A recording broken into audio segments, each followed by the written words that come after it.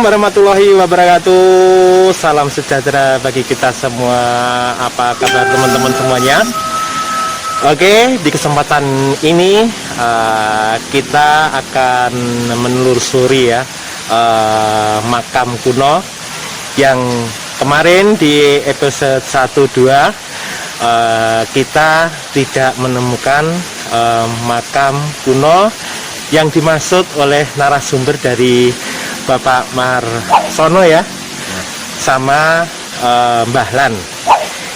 Oke, jadi di kesempatan ini kita akan menelusuri kembali dan kita sudah menemukan rute terbaik ya. Mudah-mudahan nanti kita bisa sampai di lokasi yang dimaksud. Oke teman-teman semuanya, mari kita lanjut ke lokasi tersebut. Ayo mas. Wah, pemandangannya asik ya. Wah, ini ikannya banyak enggak ya? Wah, asik gitu tempatnya. Ini untuk apa ya Mas Agus? Mungkin atau untuk apa ya? Pembersihan dulu sebelum mau naik ke atas mungkin ya? Bisa jadi ya. Petaan ini. Ya. Nah, ini kita sudah melewati jalur ya yang lebih baik daripada kemarin.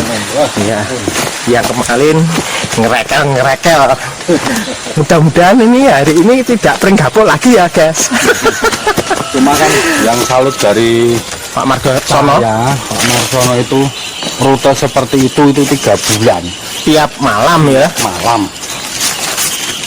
Bahkan kita baru semua 1 kali pun udah ibaratnya lewatin rute dia udah ampun, angkat tangan ya.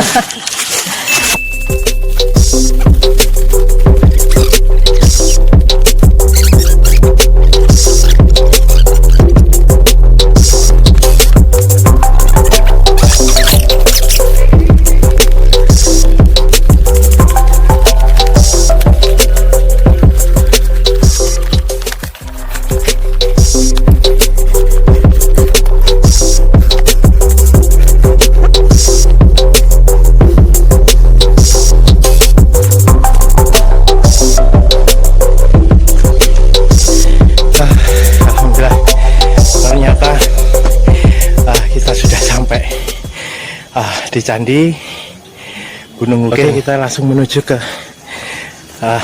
makam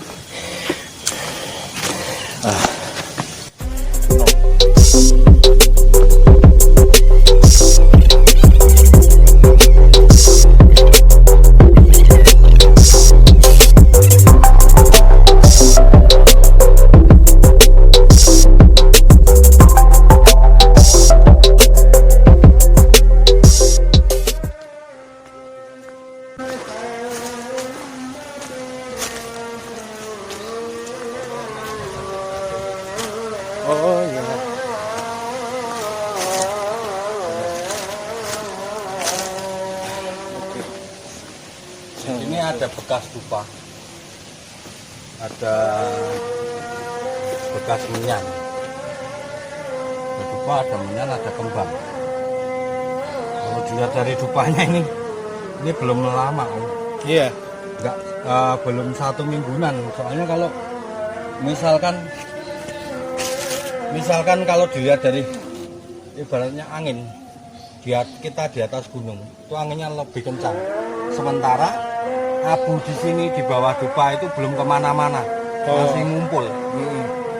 Jadi kemungkinan ini yang berziarah di sini juga belum lama Om. Oh ini iya. Juga ada. Itu ya. Nah, ini dilihat dari bentuk batu nisannya ini batu nisan kuno ini Mas Agus nih. kemungkinan Buddha dari sampah penjara itu ada dupa.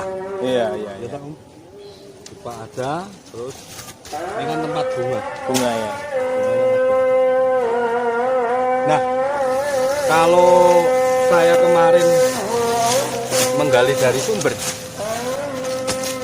Itu kan makam ini. Itu makam Nyi Grinting sama Tauhid. Jadi ini makam Nyi Grinting sama Imam Tauhid. Jadi kan Nyi Grinting itu katanya Buddha. Kalau Imam Tauhid itu Islam. Oh gitu. Jadi katanya dari masyarakat sekitar gitu. Oh. Kan kita dari kemarin itu kan penasaran kan gini Om. Katanya makam Hindu. Betul. Sementara kalau orang Hindu itu kan dikremasi kan Om. Betul. Jadi ibaratnya itu kan rasa penasaran kita kan teramat sangat Besar, karena ya? makam Hindu, dan yang kita temukan ini kan makam Buddha. Nyi Grinting sama Imam Tauhid. Iya. Cuma yang jadi pertanyaan gini, kita harus ibaratnya kita harus tahu seperti apa. Tapi kan namanya candi ya Om. Aku baca itu kan katanya kan ada yang buat tempat ibaratnya itu pemujaan untuk dewa-dewa. Betul. Tapi ada yang buat ibaratnya ini Om, naruh abu jenazah. Oh iya. Para raja. Betul. Ya, makanya itu rasa penasaran kita itu kelewat. Dari ujung selatan kita dari tadi pagi kita ujung selatan udah naik, itu nggak ada makam sama sekali. Iya. Nyampe kita tanya ke warga sekitar, oh sing ono makam ki kono kae, tapi kono kae Mbah Buddha, katanya gitu. Oh. Nah kita terus naik ke, ibaratnya kita ke ekspor ke Candi Gunung Wukir kan kemarin kan jalannya kita ngikuti jalannya Pak Marsono, terus kita ngikutin jalannya yang ada sekarang. Iya. Jadi kan bisa dibilang penemuan kita itu untuk sampai ini cuma makam Buddha. Iya. Jadi penemuan untuk kita itu untuk sekarang itu makam Buddha. Nyi Grinting sama Imam Tauhid. Imam Tauhid itu agamanya apa Mas? Islam Om. Islam ya? Imam Tauhid itu Islam. Jadi kalau bisa dibilang dari keterangan narasumber Pak Marsono itu kan bilang udan deres duduk jejederan. Iya. Itu kan katanya kan dia berteduh di pojokan candi. Jadi itu kan ada ibaratnya ada semacam gubuk mungkin tahun 91 itu. Iya, betul. Terus penampakan yang dibilang ibaratnya wong ayune kliwat itu kan di luar candi. Jadi betul. Kan kemungkinan kan ada seperti itu. Itu bukan ibaratnya itu kemungkinan bisa jadi dari dalam candi, kemungkinan bisa dari hutan, betul. Kemungkinan bisa dari makam sini. Iya. Kemungkinan dari sekitar itu banyak. Jadi intinya setan itu kalau mau ganggu kita, ataupun itu bangsa setan ataupun itu bangsa apa, kita kan nggak tahu. Betul. Cuma saya di sini kan menegaskan, ibaratnya saya tidak yakin kalau candi itu ibaratnya buat nyari pesugihan. Karena kalau dilihat dari struktur candi itu kan buat pemujaan, betul. Pemujaan dewa-dewa mereka. Yeah. Jadi bisa dibilang itu kan tempat ibadah. Yeah. Buat kita Om itu kan bisa dibilang semacam masjid Om. Iya, betul. Jadi saya di sini 50-50 lah antara kepercayaan. Jadi kita belum tahu, ibaratnya kita belajar dari batu. Iya. Ya toh? Iya. Dari narasumber. Iya. Terus warga sekitar ada yang bilang ini, bilang itu. Ya kita eksplor, nyampe di sini kebenarannya seperti apa itu kan wallahu alam. Iya.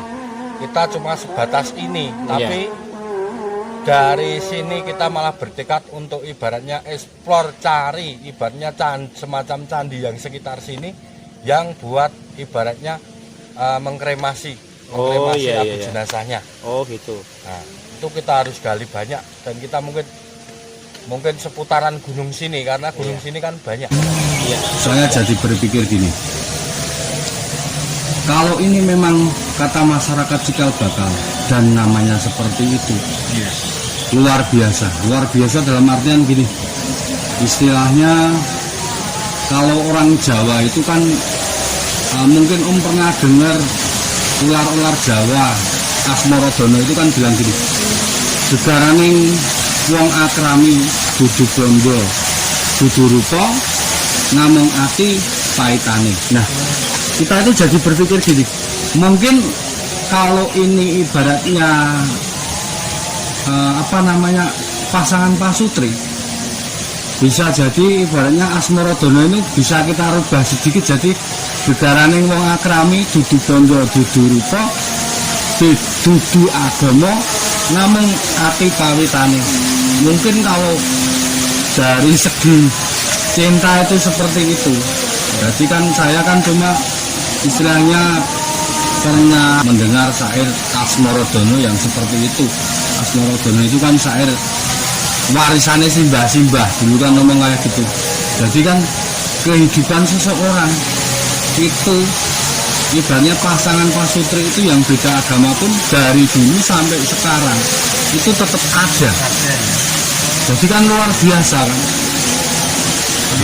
Tapi kan kalau dari segi ibaratnya toleransi antar umat beragama ini juga luar biasa, bisa berdampingan seperti ini.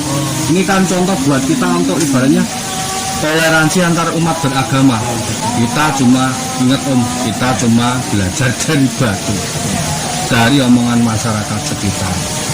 Ya, jadi di sini kita bisa seserapan. Dan itu akan menjadi hikmah pelajaran bagi kita semua. Ya. Karena istilahnya nenek moyang kita sudah memberikan pelajaran tentang toleransi beragama. Karena gini segala sesuatu di dunia ini mungkin ibaratnya tidak lepas dari hukum sebab akibat. Dalam artian gini, karena ada sebab jadi ada akibatnya seperti ini. Begitu pula dengan cinta Jadi saya bilang pasangan ini luar biasa, itu kan perbedaan agama. Saya bilang gegaraning wong akrami dudu bondo dudu rupa namung ati paitane, itu yang depan tadi itu kan seperti itu. Jadi istilahnya segala sesuatu di dunia ini tidak lepas dari hukum sebab akibat.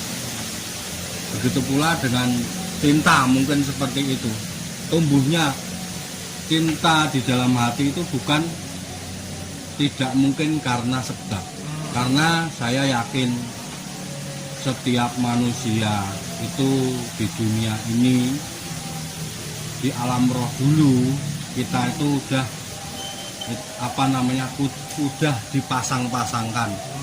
Terus kita lahir di alam dunia, itu kita dikasih kebebasan dalam artian kita itu mau ngikutin suara kalbu atau hati nurani, atau kita itu ngikutin nafsu. Jadi kan kalau menurut saya cinta sejati itu, makanya saya bilang gegaraning wong akrami dudu bondo dudu rupa namung ati paitane, itu saya berdasarkan seperti itu. Jadi otak atik gatuk gitu loh, udah dipasang-pasangkan di alam roh. Cuma kita ngikutin hawa nafsu. Hawa nafsunya apa? Kadang kita gini kita mengejar jodoh itu cuma dari rupa, karena paras yang cantik atau ibaratnya itu kaya atau semacamnya, itu kan termasuk ngikutin hawa nafsu, bukan ngikutin hati nurani kita gitu loh. Jadi kan kita bisa belajar dari batu itu. Kalau ini Imam Taufik sama Nyi Grinting luar biasa sekali. Mungkin mereka ngikutin hati nurani mereka, suara kalbu mereka. Kalau ibaratnya ya pasangannya ini. Jadi itu, jadi kita bisa ngomong benar-benar rasa cinta. Rasa cinta itu bisa ibaratnya ngayomi semua manusia gitu. Benar-benar dari perbedaan dari segi apapun bisa diterjang hanya karena rasa cinta. Jadi istilahnya kalau kita itu ngikutin hawa nafsu kita karena paras yang cantik, karena harta yang melimpah, kita nggak bakalan bisa mendengar suara kalbu kita.